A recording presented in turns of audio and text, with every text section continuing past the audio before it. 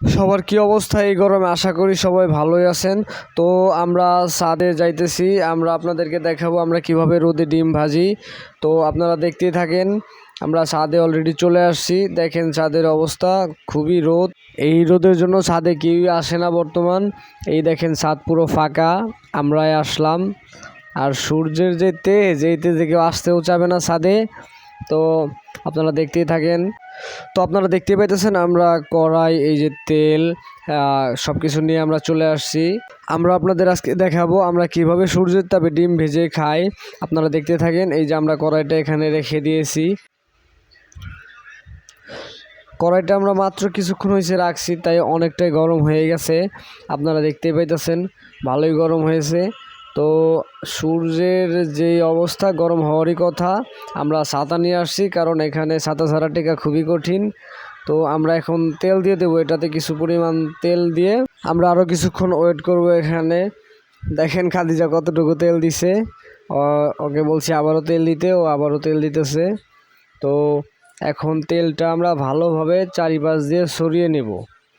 দেখেন খাদিজা কীভাবে তেলগুলো ছড়িয়ে নিতেছে, আপনারা দেখতেই থাকেন।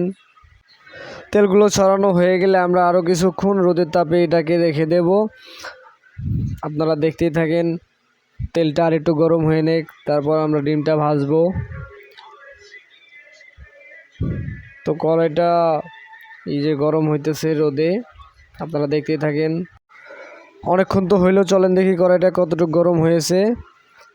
ভালোই গরম হয়েছে, এখন ডিমটা মনে হয় ভাজা যাবে।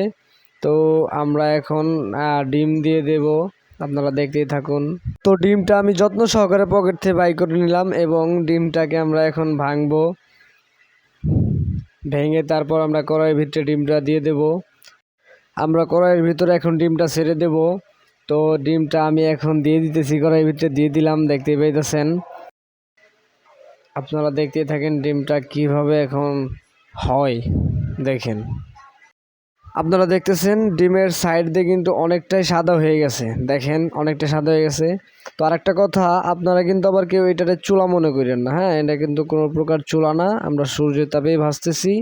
দেখেন ডিমটা অনেকটাই সাদা হয়ে গেছে সাইড দিয়ে। তো আজকে এই পর্যন্তই। সবাই আমাদের এই পেজটাকে ফলো দিবেন প্লিজ, লাইক কমেন্ট শেয়ার করবেন, আর সবসময় ভালো থাকবেন।